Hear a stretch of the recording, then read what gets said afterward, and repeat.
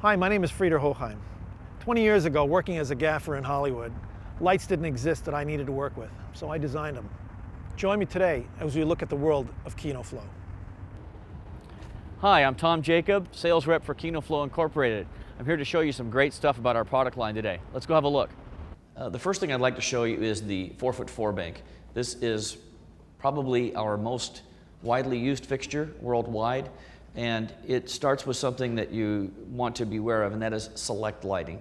In other words, these fixtures operate with individual lamp selection to be able to adjust your output. It originally started as an expendable. It was made out of paper, if you can believe that, and it was designed to be able to hammer or tape, if you will, onto a wall or anywhere on a set that was unable to really fit a soft light in. And then you would throw away the fixture and reuse the lamps and harnesses later. It eventually evolved into cardboard, different types of plastics, and eventually into this polycarbonate fixture we have today, which has a lot of durability and longevity. And it's come from people like yourselves in the industry that have given us the kind of feedback that we needed to make it a better product. If you lower the temperature of a lamp by dimming it down, it can become warmer because the green content will then dissipate and become more magenta. Adversely, if you overheat the lamp, which I will show you later, is that it will start to go green. Your green will actually increase, which is something we're constantly dealing with, not just with fluorescent sources, but all lighting sources.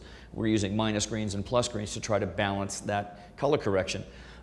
What makes Kino Flo so unique is that we have found a way to balance the lamp without gelling it, without plus or minus green. It actually is balanced from the tube within by calculating the phosphors for different color temperatures. Therefore, when you turn on the light, it actually is already there at that temperature, so you know what you're getting, tungsten or daylight, and it takes usually maybe 1 to 2 minutes to warm up to its optimum temperature, but for the most part, once you're live on stage and you've got everything up and it's warmed up, you will hit that balanced color temperature, which is critical in filming today.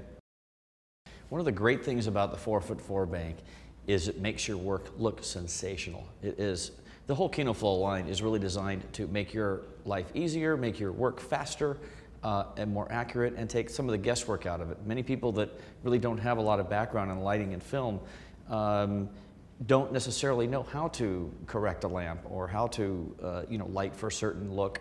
And what I try to do is let them know that, first of all, the Kino Flo is one of many tools. It's a great tool, mind you, but it's not the universal tool. You really need to know what you're trying to capture when you decide how you're going to light a particular set. But the Kino Flo line has augmented to a level where you can do pretty much anything now.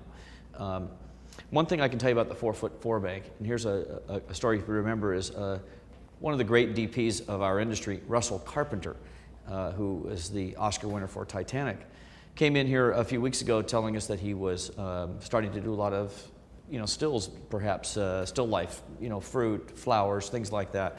And he was being complimented on his work so much that he was, finally asked, "How do you light this? What are you doing?" He goes, "I put a 4 bank here, I put a 4 bank here, and then I roll."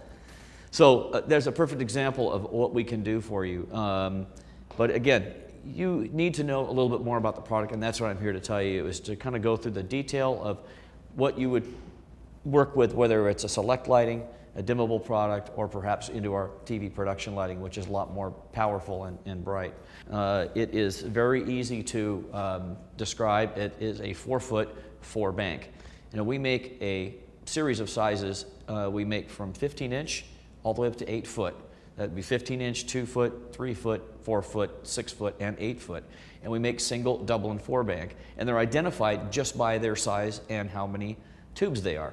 A 2 foot double is a 2 foot long 2 lamp fixture. A 4x4 bank is a 4 foot long 4 bank fixture, and so on. So it's easy to identify, easy to translate from one person to another, we hope. We try to make our terminology simple so that it makes it easier for you to find the right thing you're looking for. What I'm going to show you is a 4x4 bank because the system is standard through the single, double, and 4 bank and through all the sizes. So this design will, just by one, will tell you how all of our select lighting works in a nutshell.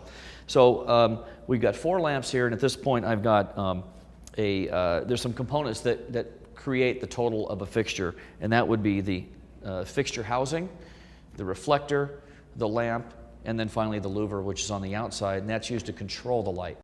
One characteristic of soft light is it's not as easy to cut like hard light. You can put a cutter or some sort of block and you can cut it like a knife. With soft light, the issue is controlling. That's the terminology used, and that is to keep it from spreading everywhere, because soft light does do that. It tends to spread and actually bend, whereas hard light is more defined and rigid by nature. And so what we use is a louver to control that. The fixture housing is the polycarbonate housing now, and it has reinforced ends, and it also has rivets in it so that you can actually put a nail through it without putting it through the fixture. This housing has most recently been updated with a flex tubing. It actually has copper within the flex tubing. When it first was designed, it actually had just copper wire, but we found it would kink out over time and wouldn't last as long as we had hoped it would. So now we have an actual silver conduit, which is a flex tubing. It allows you some rigidity of movement so you can tilt it back or open and it'll stay there. Also, the reflector has holes in it which has small clips, which where your lamps clip into. And of course, the lamps being the most important component of this fixture, we have several color temperatures, primarily though daylight 5500. That's why this end cap is blue, so it easily identifies it as a daylight tube. This is the 2900 Kelvin lamp, indicated by the red ring. This is the 3200 Kelvin lamp, also tungsten, indicated by the gold ring.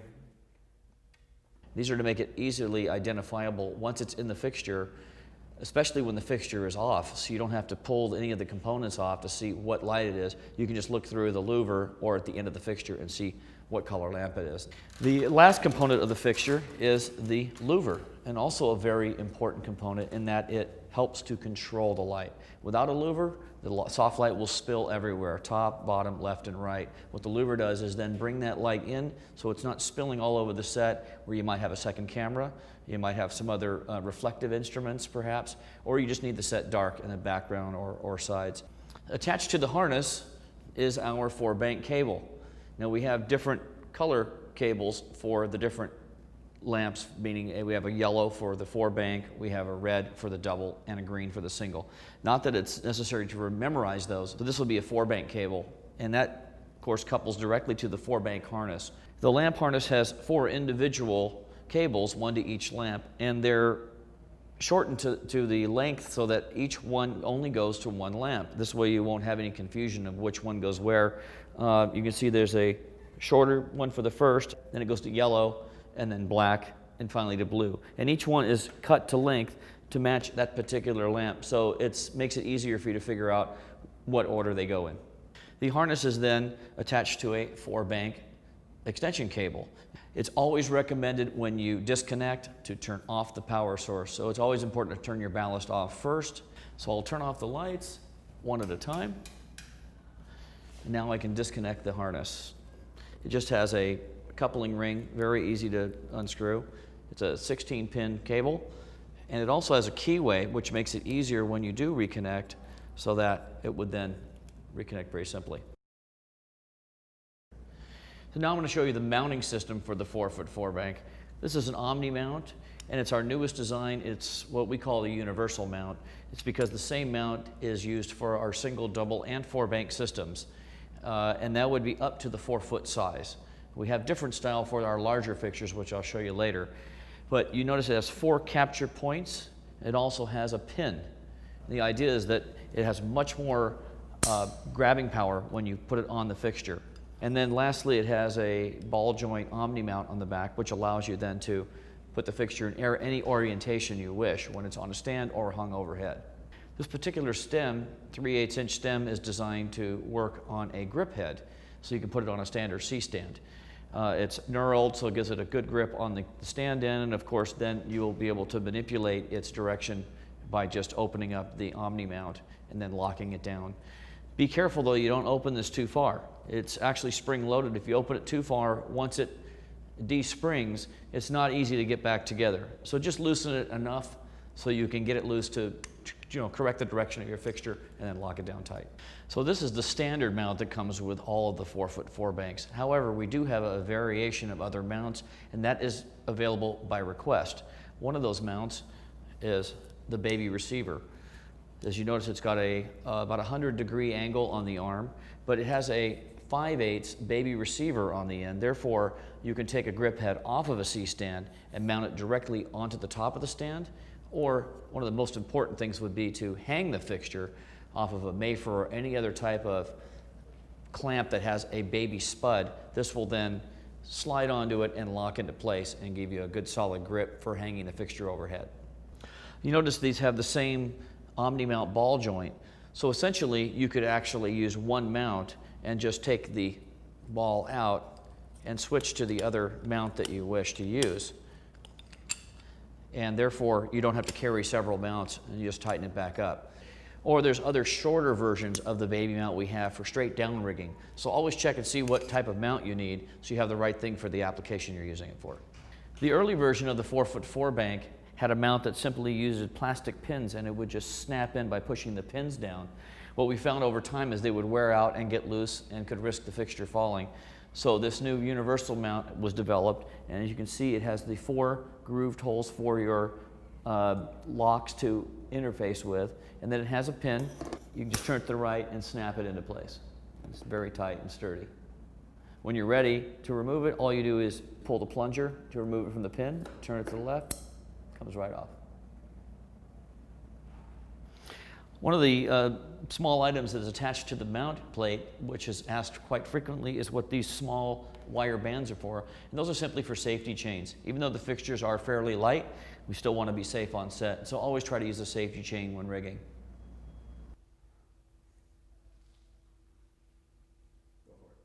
As you can see, these are different variations of the 4-bank I've been talking about, and to show you the consistency of the system throughout our line of select systems. This is a 2-foot single fixture, and below that is a 2-foot double. As I said, is describing its length and how many lamps it has. One of the things you'll notice right away is the color of the tubes. These are probably going to appear a little more orange to you because these are tungsten balanced. However, if you white balance your camera to that source, it will look normal under regular circumstances. So what I can show you briefly though is that this looks a little warmer than the 2-bank because this has a 29 Kelvin lamp, 2900 Kelvin, which you can see has the red band on it, so it's easy to identify. Then below this I've got the 3200 Kelvin tungsten. So the red is slightly warmer and designed that way to integrate with other lighting sources, which I'll talk to you a little more later when we go over lamps. These are then, of course, if you look further down, are all attached to our various ballasts that we use for each fixture. So now that we've gone over all the fixtures, we can see how these are being operated from a ballast. Now, one thing important with fluorescent lamps, you must have a ballast to strike the lamp. We've got the single and double and 4 banks, and they're all controlled by these select ballasts down here. We have the single ballast. As you can see, it has select right on it. Then we have the double select ballast, which of course lights 2 lamps, and then the 4-bank select. As I said before, in order to change your output, you would then switch one lamp on or off at a time. And that allows you to change your output as well as your spread and continue the color balance that you started out with. All of our ballasts operate at 24 kilohertz. The reason for that is it's a very high frequency and it keeps it out of the range of a normal 60 hertz pattern, which creates flicker. And that's very critical when you're shooting film. The 24 kilohertz is, by comparison, such a high frequency that not only does it allow us to have flicker-free operation at all film speeds, but it also allows for absolutely dead quiet operation when you're shooting sound. The other significant thing about our ballasts, which is very key, is their high output. A typical fluorescent 4-foot tube is a 40-watt lamp. All our ballasts overdrive those lamps to 75 watts.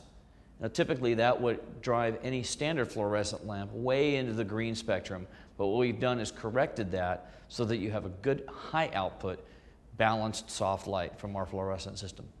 Normal household current being 60 hertz creates a problem for camera when you're shooting and you try to speed up your shutter, for instance. You will then notice a flicker. You actually will pick up the movement of the lamp, the oscillation. And this is where having our systems at 24 kilohertz plays such an important role, because it allows it to be flicker free at all speeds. You'll never see that kind of flicker that you would off a typical 60 hertz household current.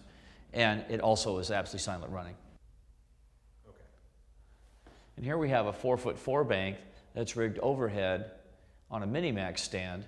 And you can see that it's using the baby receiver arm, in this case, instead of a 3/8 pin, so it can be mounted on a standard arm such as this that allows you to hang the fixture overhead. On some of our earlier ballast designs, the technology wasn't available for us to make instant on and off systems. So what would happen is, if you would have a disconnect somewhere along the system, whether it be on the ballast or the lamp would go out, or someone disconnected a lamp cable, not only would the ballast turn off, but then it would latch up for 7 seconds. So if you reconnected, the ballast would appear like it was operating, but it wouldn't actually turn back on for 7 seconds, which was making people think that the ballast was defective. Now, with current technology, we've been able to rectify that. Now, if there's a disconnect, what happens is it actually turns on and off instantly. There's no delay. However, the ballast is still electronically protected. What's happening is the ballast is still latching up, but with microtechnology, it happens in just a flash. So therefore, you don't realize that the ballast is actually restarting, but instantaneously. One of the advantages of the 4-bank select system is that instead of using a 4-bank fixture, I can actually split this off and use 2 double fixtures or 4 single fixtures. And there's a 4-bank to single splitter right here. So what I would do is shut off the ballast first, and I can disconnect the 4-bank cable and reconnect with a splitter. Now, instead of a 4-bank, I've got 4 single bank connections. And I can either go direct to 4 single fixtures, or I can put up to 75 feet of cable between here and the fixture, or I can go to even single harnesses. You can put up to 75-foot run on these ballasts to your fixture.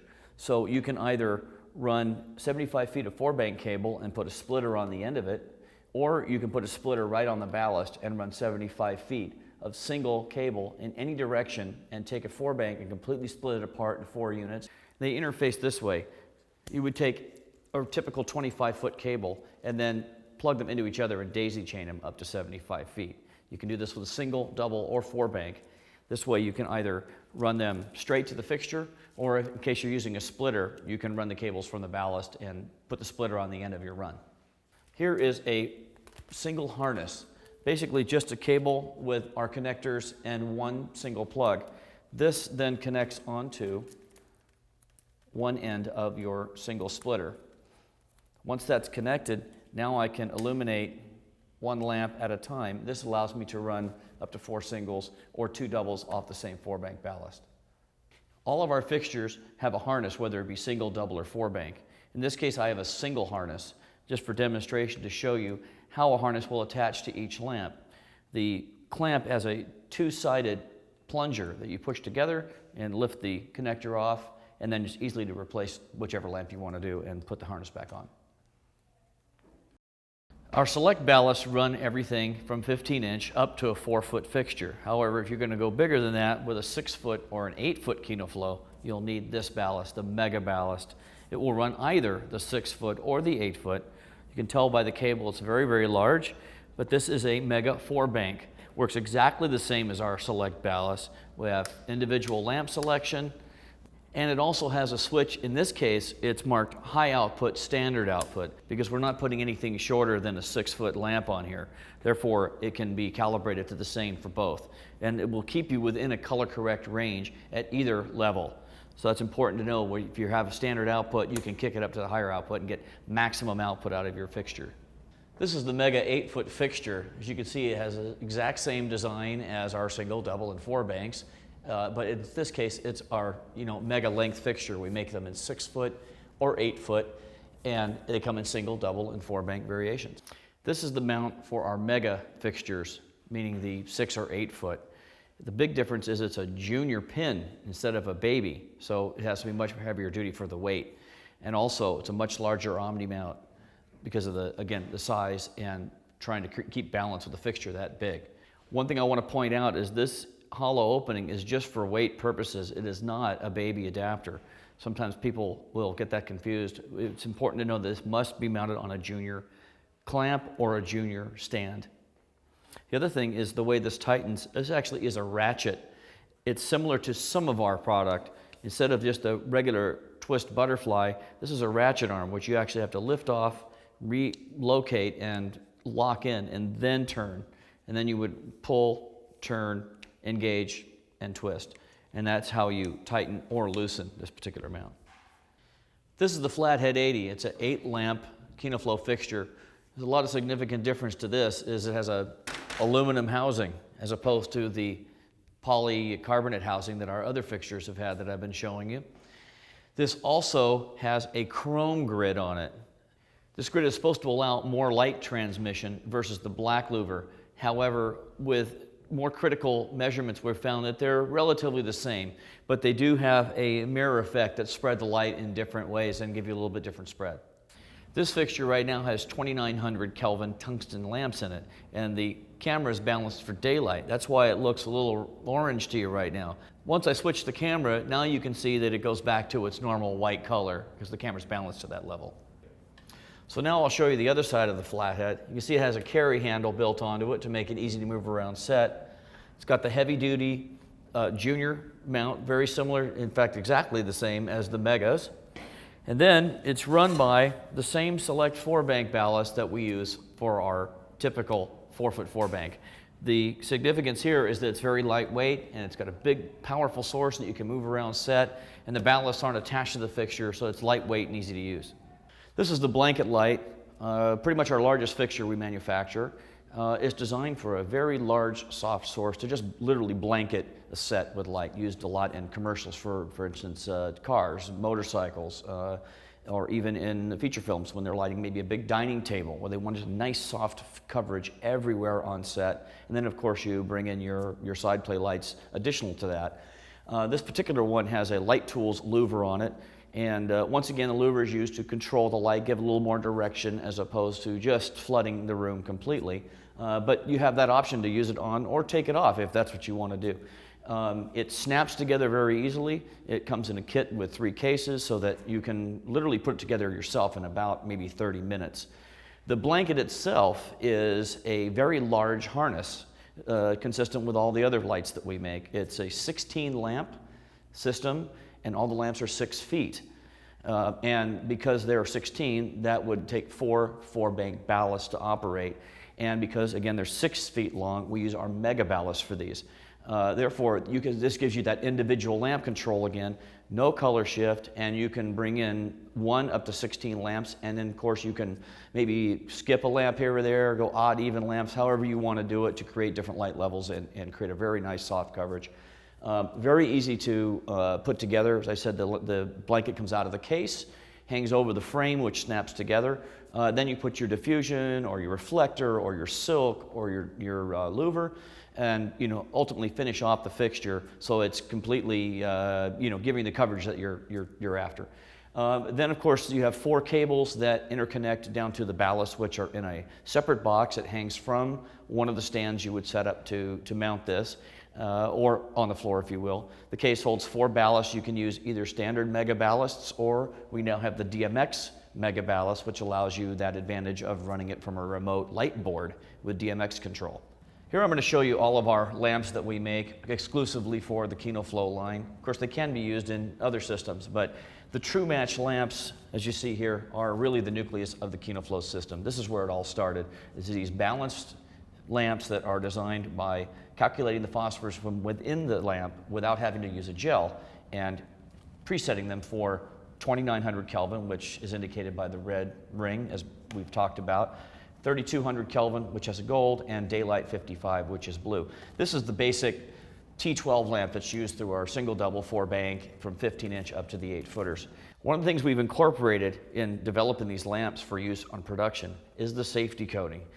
And let me show you how we do that. This is a plastic shield, and it's designed so that when you're on set, if you drop it and it shatters or explodes, the lamp shards will stay within this safety coating. And one of the most important things of that is the boot.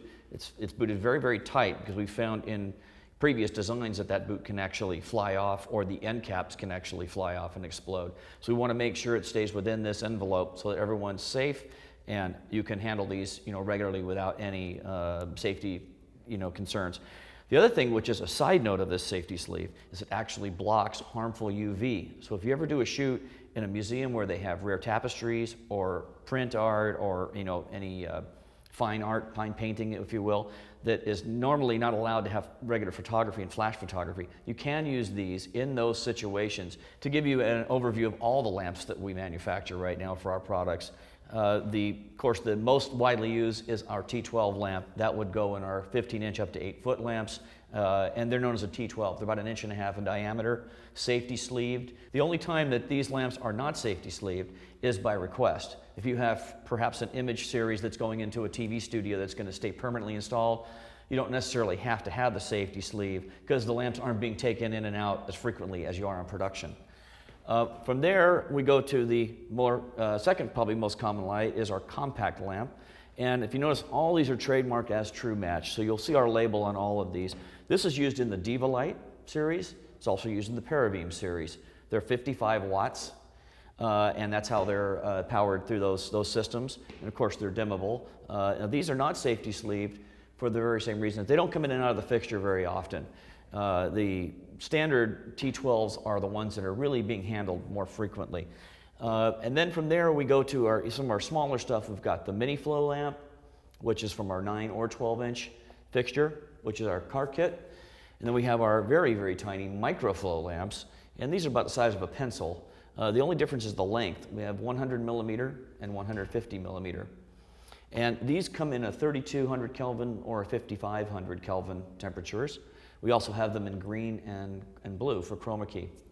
The Mini Flow lamps come in 2900 and 5500 Kelvin temperatures, and so do the Diva lamps.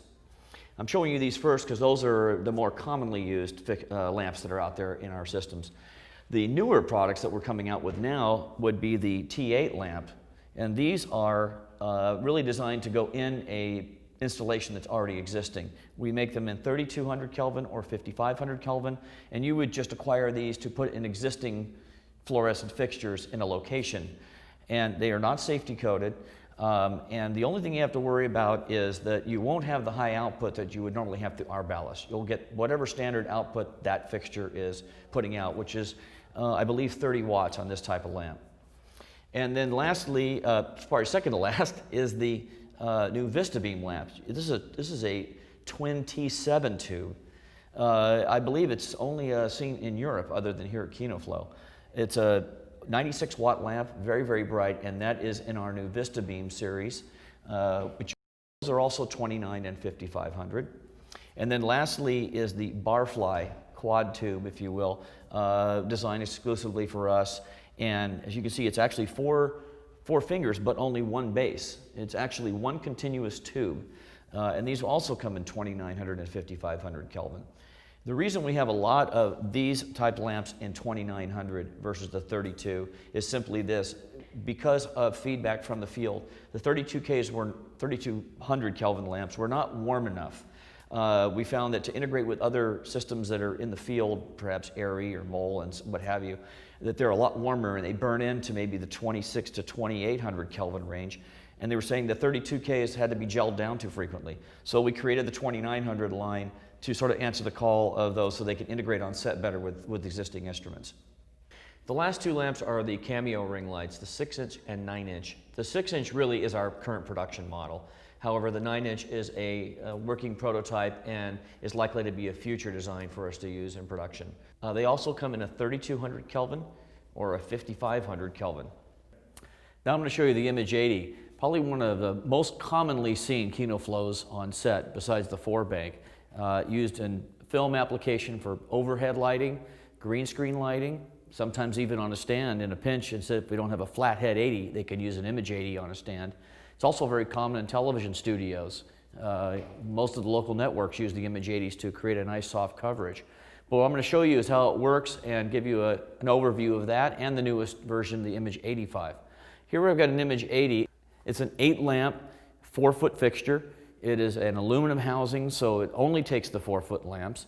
but it will use the 29K, 32K, or 5500 Kelvin lamps that our 4 banks normally take. It comes with a chrome louver. It's spring-loaded, so it's very easy to remove by just pulling down and then lifting the louver out. And as you can see, you have your 8 lamps, usually safety-coated. However, you can use unsafety-coated lamps in a TV application if you know you're not going to be changing the lamps very frequently. The other small accessory here is the gel frame, which again, very easy, has 2 plungers, and that lifts off the front as well. And I'll show you briefly how to change the lamp. You just simply twist the lamp until the pins are in the slot and pull the lamp out. And then simply relocate the pins back into the tombstone. Just twist the lamp until you see the Kino Flo logo, or there is also a little 3-point keyway, and that's to tell you that should be straightforward, and that gives you perfect orientation of the lamp to make sure you've got it inserted correctly. It's 8 lamp fixtures we've discussed, and this is your manual control, and it's numbered 1 through 8. So as you turn the dial from 1, 2, 3, 4, and so on, the fixture will light from lamp 1, which is the center, and then it will stay uniform 2, and then 3 and 4, and it will continue up to 8 lamps from center out. And then as you dial back down, it will actually go from out to in, so that you've always got a cluster of lamps together. That's how it works as a fixture. When you use the fixture in DMX mode, you have a different way to operate the system. First of all, you have your address, which is where you'll just use your analog counter to give the unit a number that will correspond with the board you're operating with. In other words, this is on channel 1001, therefore slider 1 will operate this unit. Once you've set the address, then you have to determine whether to run the instrument on fixture mode or individual lamp mode. This is where DMX plays a big role on how to control the image series. In fixture mode, it will operate just like we did manually. On channel 1, as your slider goes up, it'll go from channel 1, 2, 3, 4, 5, 6, 7, 8, and the whole fixture will light up. And as you dim down, it will then return from 8, 7, 6, 5, 4, 3, 2, 1, down to that single lamp. But if you go to individual lamp mode, now I have converted this unit into an 8-channel fixture. Now each lamp is controlled individually by a slider. So lamp 1 is channel 1, lamp 2 is channel 2, and so on. So you need to allow 8 channels before you put your next image 80 in the system or in line in your DMX. So this would be 1 through 8 now. And then your next one would be 9 through 17, and so on. What we find easier is to just set your images at channel 1, channel 10, channel 20, channel 30, and allow yourself the room so if you do switch from fixture mode to individual lamp mode, after everything's rigged, you've already allowed the channels available, and you can just easily switch it on your board and move forward without having to go up and readdress the unit itself. From here, then you have your DMX in and out, which is just plug in and plug out. As we've talked before about DMX, you just daisy chain fixture to fixture. And next to that is your terminate switch. All of your units should ride at the open position unless it's the last unit in the line, and the very last unit is to be closed, which terminates the DMX line and gives the board some assimilation of how long that DMX run is and where it actually finishes. And then last we have our power switch. Very simply just on and off, and always make sure it's on. Otherwise, when you get down to operate your DMX board, your fixture won't come on for you. And then next to your power switch is the main fuse. Very simply can just unscrew, put the fuse back in, should you have a fuse failure, and it twists back on. Briefly, I'm going to show you the newest version, the Image 85. It only has a couple of extra features, but they're very key to the operation of this unit and gives you much more control. First of all, it has a manual remote input now, so I can use the same manual remote that I've used on the Diva and Parabeam, so I can run this from the ground from 15 feet away without having a DMX controller. Secondly, there is now a high output standard output switch, which is now being controlled either manually or via channel 9 on DMX. So you want to remember the Image 85 is a 9-channel fixture versus the Image 80, which is 8. That 9th address gives you the high and standard output change. Therefore, you now have 16 lamp levels that are all color correct.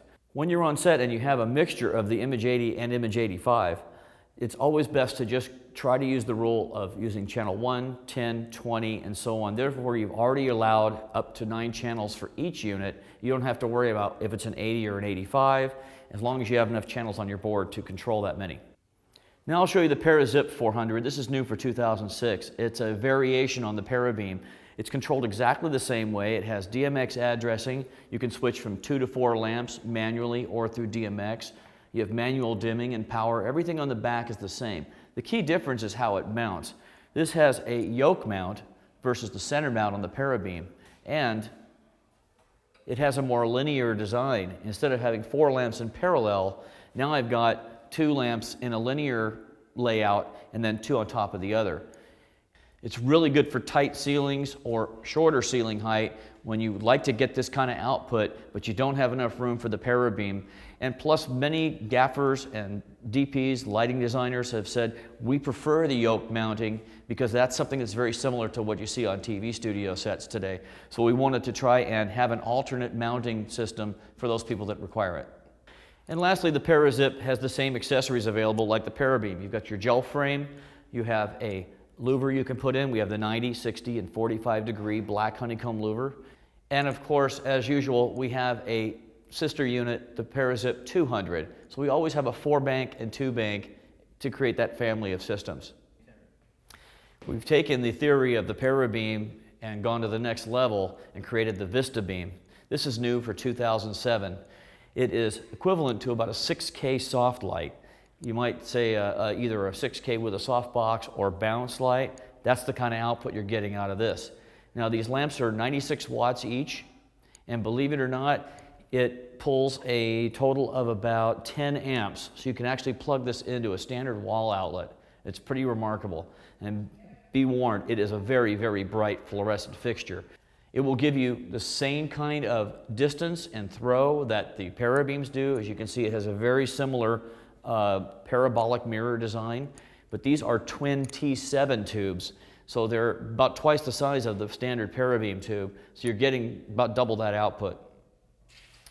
It has a set of louvers as well, which is again 90, 60, and 45 degree to allow you some control, bring the light down to a focused area. It works like our select systems do, mainly because we want to avoid color shift. This is a 6-lamp fixture, and when you're running it manually, it starts with light 1 in the center, and then starts uniformly 2, 3, 4, 5, and 6. And then as you reverse that order, it will do the same, keeping all the lamps together in a uniform fashion, and allowing you to have 6 lamp levels without a color shift.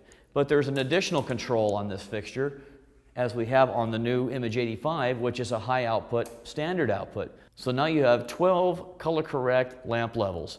And as the Image 85 series, you can also individually address each lamp. So I can run this as a fixture, like so, or I can control each lamp individually and create a pattern. And one of the great benefits is you can run daylight or tungsten. So you could have perhaps a mix of the 2 light sources, or have daylight and tungsten standing by, so you can switch from daylight for a scene and then go to the other tubes and switch to tungsten without ever having to address the fixture and change the lamps out. Let me show you the varying ways you can mount the Vista Beam, which makes it really film friendly when you're on set trying to find a way to rig a fixture of this size. It's roughly 3 by 3 and it weighs about 45 pounds. It's not real heavy, pretty easy to handle, but when you're trying to rig it overhead, there's some challenges that can be addressed this way. First of all, there's a center mount. It's very strong. It has a pivot to it, so you can loosen this arm and actually go up or down with a pivot this way and have one axis. The other thing is there is a locking arm here that you can open up, and this gives you the ability to pivot the fixture either horizontal or vertical very smoothly, and then lock that into any position that you wish. The other way you could adjust it would either be on the stand itself. You could actually adjust the tube mount itself, or just spin it around on the stand. So you have lots of ways to orient the fixture from a center mount standpoint. The other ways to mount it are, there's a yoke mount you can request, and it can be yoke mounted either direction. So you can set it to whatever axis you want, and it'll stay in that fixed position. We also have carry handles, one on either side, to make it easy for one person to put it on a stand or rig. The other way to rig this fixture is using the corners. They have multiple purposes. One is the fixture can actually be stacked one on top of the other so that you can roll them around set and rig each one as you move around on a flat cart. But each one has an opening or a ring which allows you to do a four-way tie-off, and with a center tie be able to hoist the fixture from a rope tie, which is very commonly seen with chicken coops, and you can then adjust your level just by adjusting your ropes overhead. The back panel of the VistaBeam, very familiar sight. Manual control from 0 all the way through 6. In this case, you can select all the way down to complete 0 light. Or you can plug in the hardwire manual dimmer control so you can control from the ground. And lastly, you have your DMX in and out, which allows you to control all of this from your DMX board. It has your typical standard and high output. It also has individual lamp and fixture mode, which once again, to remind you, allows you to address it as one complete fixture or address each lamp individually. And channel 7 in this case will be your high standard output switch. And as well for the VistaBeam, we have the same like product that will allow you to control the unit, which is either a gel frame to add some diffusion, or you have the 90, 60, and 45 degree black honeycomb louvers available for it. Additional to the VistaBeam 600, we also have the other matched unit for this family is the VistaBeam 300. It can also be center mounted or yoke mounted and has the same accessories and DMX controls as the VistaBeam 600. This is the Colora system. It's the only LED system that we've produced. It will control any RGB or red, green, blue DMX LED source.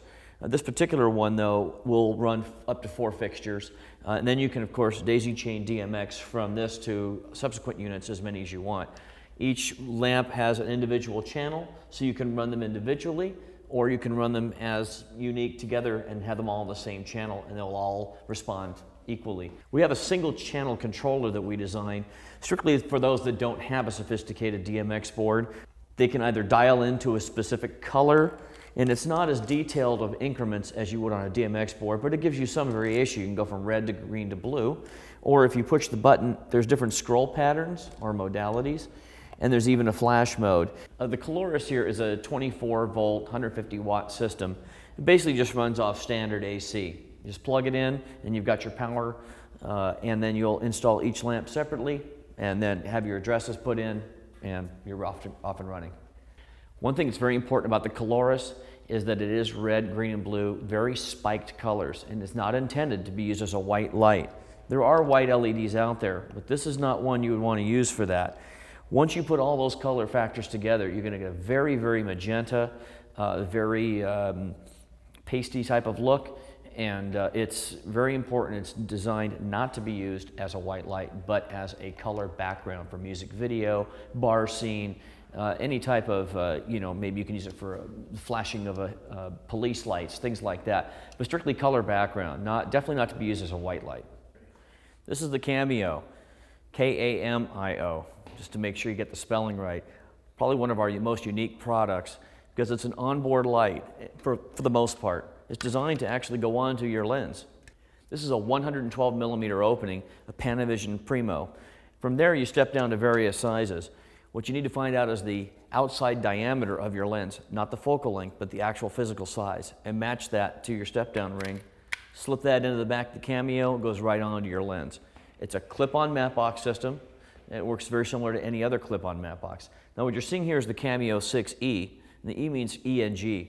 It's strictly the light system itself. The other version of the Cameo is just simply the Cameo 6, and I'll show you how to put a lamp in it. But in the meantime, you'll notice it has actually 2 4x5 filter trays. And this is more for the production side. Still a clip-on system, works with the same step-down rings, designed really identically, but having those 2 filter trays will actually help the DP keep the continuity if he wants to put an ND filter or perhaps a Pro Mist, something like that they've been using throughout the production already. Then you take your 6-inch ring lamp, there's 3 clips, and you just line up the hole with the plug, you snap it in, and you're ready to go. And just plug in the lamp from behind, put your step-down ring on, put it on your lens, and you're all set. Now there's other features of the Cameo I'd like to show you as well. There are barn doors available. And again, these are accessories that work for both the Cameo 6 and the 6E.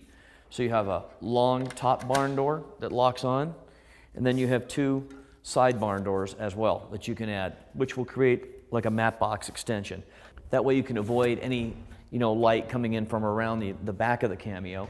Also, if you notice, it's a very deep baffle inside, and the idea is so that you don't have any light leak that will curve back into your lens and create any kind of lens flare. So that's also part of the design. Now the ballast is a 12-volt system. So the ballast is designed to go on your camera, to actually mount right on top of your camera. And it is a dimmable system, so you've got that ability to control your output a little bit. And even though fluorescents dim a little bit, in this case, being a face light, that magenta can actually help really warm the face instead of using maybe a cosmetic rose or type filter to bring out the flush of a face. This can actually be a nice little conduit of adding some magenta to the face. On-off switch directly on the unit. We have power on one end, which is a unique plug. You can only plug it into that one place. And then you've got the lamp on the other side, clearly indicated, so it's easy to get everything wired up. Now this is running into a power supply, which is AC, and the 12-volt system is a standard 4-pin XLR, so I can either go to a battery block or a battery belt, or plug that into my AC power supply, and I can use this power supply anywhere in the world. It will automatically detect from 100 to 250 volts, so I can use it anywhere in the world. And the complete kit actually comes with a 230-volt cable to give you some ease of connection when you're going in different countries. The lamps are 3200 or daylight 5500. We also have gel frames and gel template that comes with our kits. This template is designed to cut out your gel. Once you have that done, you can attach it to one of these plastic clears, and the idea is just to give some rigidity to your gel.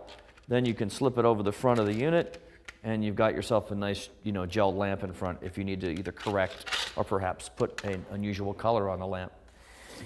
The other accessory I'll show you is the flex arm mount.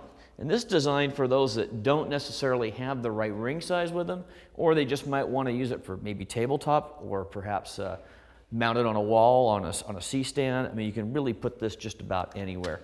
It matches the 112 millimeter of the unit itself. It slips right into the back of the Cameo. And then this flex arm mount can be then manipulated into a position and locked into place.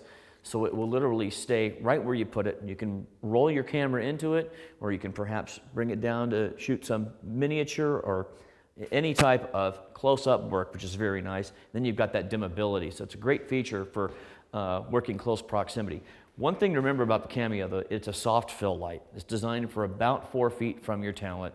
That should give you just enough to give you a nice full fill, and instead of having an OB light where you've got to bounce or use additional lighting to try and create a nice look all the way around the face, the Cameo is designed to work right around the lens, so you're right in that same axis as the lens is shooting, and you get a perfect soft light all the way around. This is one of the Kino Flo bonus accessories. One of the great things about the Cameo is that being DC, you want to be able to walk around untethered. This is an Anton Bauer power tap cable, so you can plug this into the ballast, plug it onto your power tap battery, and then you could actually walk around untethered with the Cameo on your lens and your ballast mounted on top of the camera and give you a flexibility of movement. This is the Mini Flow system. It is also known by many as the car kit because you can run it off your 12-volt cigarette lighter in your car, and also because of its small size and ease of use in an environment like that. It's used in many other types of applications. It's been used to backlight cockpit lights in aircraft scenarios or those types of very integrated, small light source. But mainly it is a 12-volt, 9-inch or 12-inch lamp. It's a T5 lamp, so it's kind of small. We have a single ballast like this, which has the dimmer built on, or we have the newer double ballast. The big difference is with the single ballast, you have to use this power supply. You run from the ballast to the power supply and then to your AC. If you're going 12 volt, you just go straight to your 12 volt battery source. The double Mini Flow actually has the power supplies built in. So all you have to do is directly put your lamps in. You've got individual lamp control. You've got individual dimming control. And then it's got direct AC or DC input. You don't have to couple the power supply to it. So that makes it a little bit simpler from a rigging standpoint. But many people still use the single ballast because they like to be able to use them in 2 different locations. But there are extensions and so forth which allow you to really spread these pretty far apart anyway. This is the 9-inch Mini Flo. As you can see, it's got a typical reflector and louver, but it's all Velcroed together. So I can pull the lamp out like so. I can take the reflector off and then put the lamp back in and use it just as a nice big soft source in a car. I can put it under a visor, on the side of the door, under the steering wheel, anywhere I want to illuminate the inside of the car or, illuminate your talent's face. What the reflector does, of course, is to just give you a direction. By putting this back in, it'll actually give you a ability to sort of control the light a little bit more and selectively put it on whatever you're trying to light. Like everything else, a reflector and louver system is pretty standard with most of the Kino Flo products. Also, there's some very small side mounts here, and that is designed to take some flex tubing. And if you really want to get creative, mount this flex tubing into the end of the fixture and put it on a small plate that is provided for you, which has the same type of mount on it. Once that's on the mount, you can actually put the fixture literally out in midair somewhere. So you can use it not just in a car, but if you want to have it set up like this where your talent will come into a cue point and right into that light. This gives you the ability to pretty much put a small light just virtually anywhere. Okay, now the 12-inch fixture is really the same design, as you can see. And in this particular system, we have the 2900 Kelvin for tungsten, and we have the 5500 for daylight. To power these units, you have several options. It comes with alligator clips, which allow you to clip right onto your battery terminals for 12 volt. As I mentioned, there's a cigarette lighter adapter. You can plug it into your cigarette lighter and split it off into, get both units off the cigarette lighter, which is pretty amazing.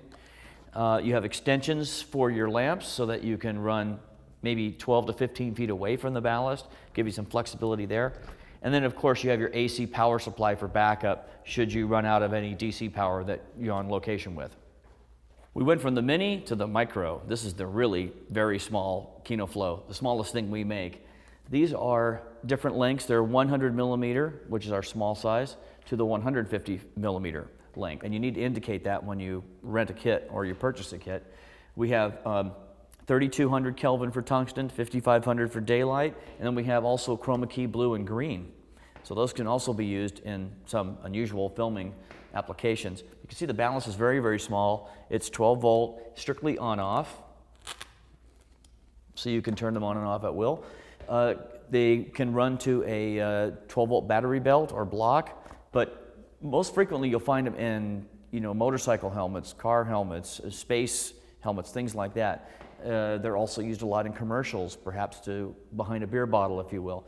In fact, one of the most famous stories about the Microflow was when they were shooting True Lies, and there was a shot that the director apparently needed to add a little light onto Arnold, so they had to tape the Microflow to Jamie Lee Curtis's face. And she was noted later to be saying it's the first time she'd ever been used as a grip stand. But she felt like anything you can tape to herself and not get burned, that's a light source, she's totally 100% behind. The Microflows come in a kit of 4. You always have to indicate which lamp you want, daylight, tungsten, green, or blue. But these work much like the Mini Flo in that they're 12 volt and they couple to a power supply, or they can go to your cigarette lighter or your car battery, same type of DC applications as the Mini Flo. In the early days, we were using 4'4" banks and 2'4" banks in kits to be able to create some sort of ENG system that someone could take on the road with them. As the cameras got smaller and smaller, we had to find an easier way to package our lighting for the road. Therefore, we came out with the Diva Light. Now, these have T5 lamps, and they are a twin tube, or what we call the compact lamp. So it is one continuous tube, and we have either the Diva 400 or the Diva 200, and they are 4-lamp and 2-lamp systems respectively. This is about as bright as a 4'4" bank, but it's half the size. One of the most unique things is the fact that it dims. So you have the ability to raise and lower it in a linear dimming fashion. You can also switch it from 2 lamps to 4 lamps. which is another way to use it, so this way you can knock it down and stop. And all it does is create just a beautiful soft light source for you. And as our other fixtures, it has a gel frame and a louver. This has the chrome louver, which is designed to allow a little bit more light transmission. You have the same type of barn door setup as our 4 banks do to give you some control as well. But here's the deal, with dimming fluorescence, we have color shift. Therefore, if I dim down my Diva to 50% and leave it there, as it cools, the magenta will start coming on the rise and the green will drop away. So as a solution, we have what we call the Flozier. We would take the louver off the fixture, and this is a one-stop grid cloth. That will then wrap around the outside of the Diva light and allow you to bring it down one stop, and you can pull your dimming level completely up and have a very nice soft key without affecting the color shift. This is commonly used on a show like Desperate Housewives, where they bring them in close to the talent. They want to get a very nice soft key, but they don't want to have a color shift. The Diva's used a lot on a set like that, but primarily it's used for ENG, interviews, talking head. We see them in church studios, we see them in green screen studios, not only for the talent, but for the green screen itself. It's really a universal source. So you've got switching, dimming, you've got the Flozier, you can gel it. So this is a fixture that really can pretty much do it all. Once you have the Flozier in place, it's very simple. It has just the drawstring, and it has just pull attachments. You can pull it tight, widen the barn doors up, but always remember not to use the louver, because you want to maximize the spread on the Flozier and fill the entire thing up with a nice big soft light. This is where you'll switch the Diva from 2 lamp to 4 lamp, one of the newest features on the current Diva 400. And on the reverse side is where your dimming is taking place. You've got a manual dimmer, so you can either dim up or down, of course. There's also a remote dim input where you can put a 15-foot remote dimmer that hardwires, which will allow you to put the Diva light up very high on set and still be able to dim it from the ground level. One of the great benefits of the Diva light system is you can take a lot with you. This is probably the most important, is your spare lamp kit. The fixture will travel with, say, 4 tungsten lamps in it, but in your spare box you'll have a spare lamp of your tungsten and then a set of daylights and a spare as well. So you're ready for whatever lighting scenario that you come into. You may or may not know if there's a window you'll be shooting around and so forth, so you can instantly switch to daylight right there at location and continue on with your shoot. Additionally, we recently added the honeycomb louver design to the Diva, so we now have 90, 60, and 45 degree black honeycomb louvers for the Diva as well. The chrome louver gives you some control, but if you really need to get control down to a science, these black louvers are really the great tool. The Diva lights come in kits, so you have a single Diva 400 kit, or most recently we've come out with the Diva double 400 kit, so you can have 2 of these units with your stands and everything in a flight case. We also have the Diva 200, which also comes in a single or double kit. What's great about the 200 is, even though it's only 2 lamps, it's really ideal for talking head if that's really primarily what you do. If you're just coming in to do some, very tight ENG work, the 200 is plenty bright, believe me, and great for talking head and those types of interview situations where all you need is something tight on your talent. When you're moving these lamps around, it might sound like there's a piece of glass inside.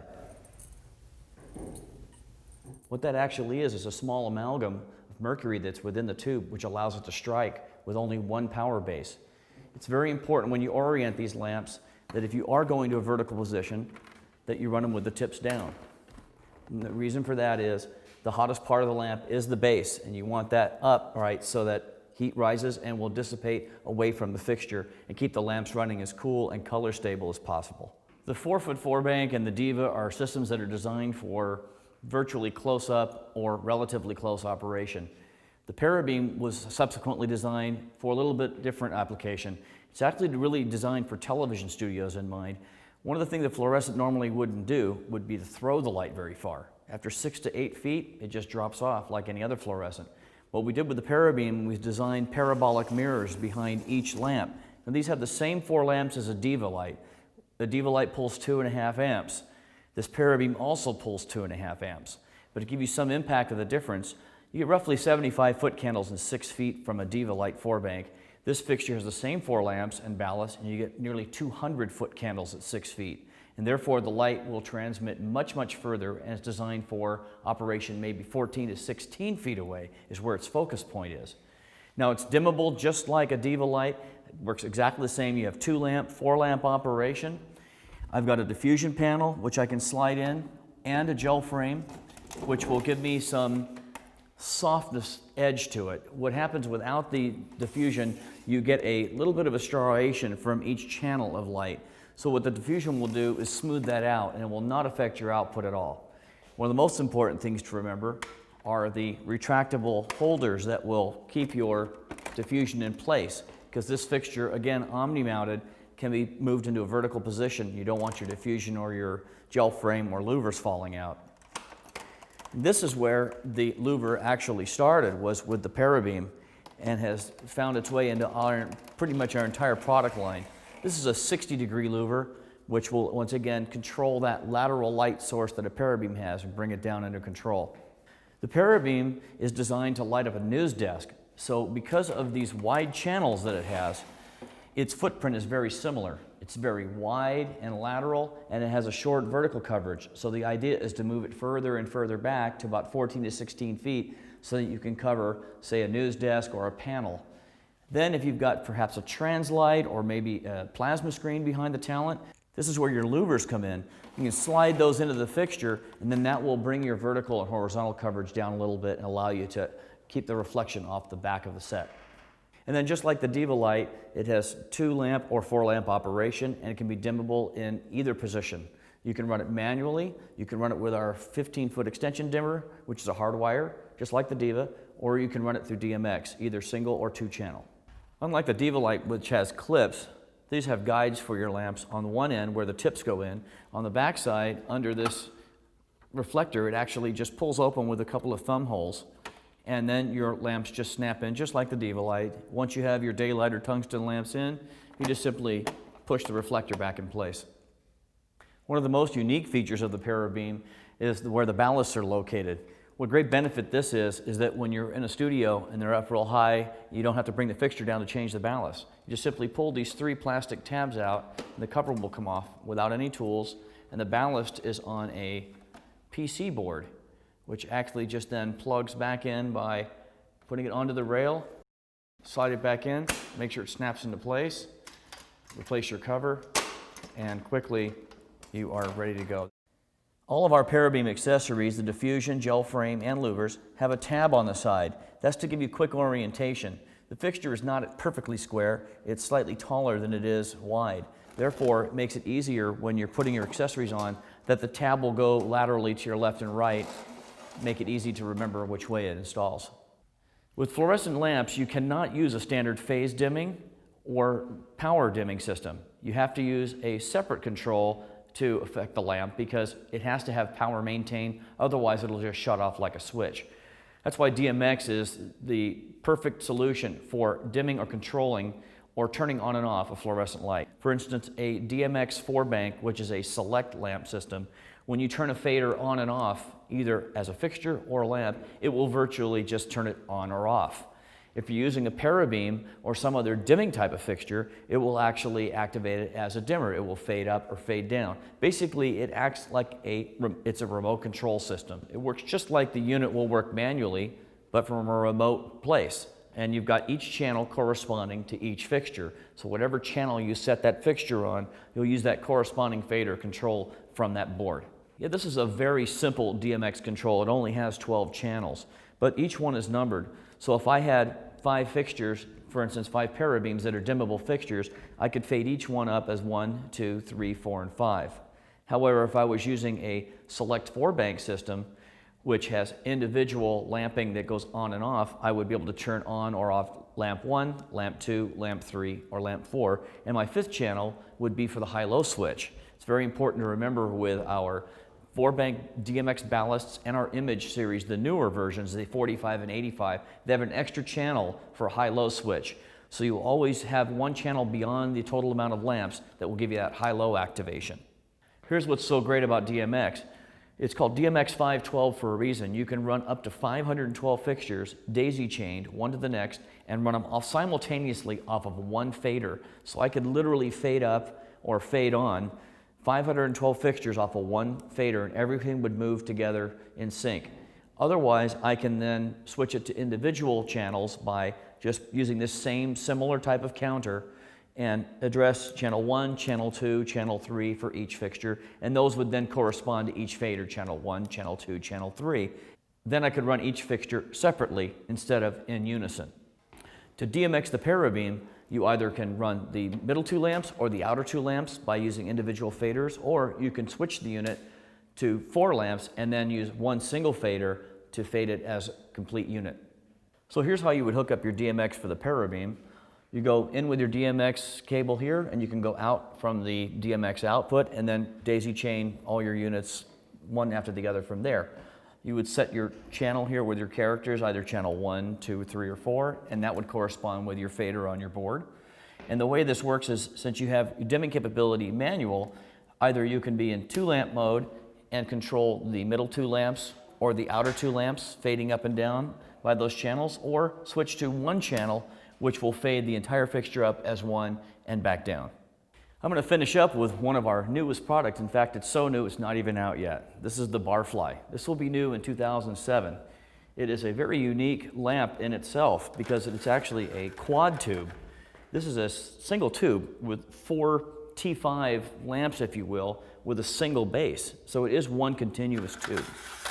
We use our typical louver design, which will have a 90, a 60, and a 45 degree, which will give you more coverage respectively by those sizes. There's a gel frame for each one, but mainly it's a very, very bright, small fixture. By that I can show you, by taking it off, you can see how narrow this fixture is. It's only about 2.5 inches, so it's designed to be laid parallel somewhere, be very, very inconspicuous, but have a very, very punchy, bright source. Right now it's designed to interface with our current twist lock mount that you're used to with our 4 banks and so forth. But we are looking at different options of mounting. One that's already in use is a side mount, which is a hollow tube where you can put a gobo arm from a C-stand, lock it on its side, and hold it out over the top of your set or talent, whichever you're trying to light overhead. So it makes it really nice to put in a precarious situation that you need a small fixture with a lot of punch. You can get it in there. We have a single, double, and 4 bank, and I believe the single and double will be the first out. We are looking at different types of applications, dimming, 12 volt. Not sure how the final configuration will be, but that'll be something for you to watch for in 2007.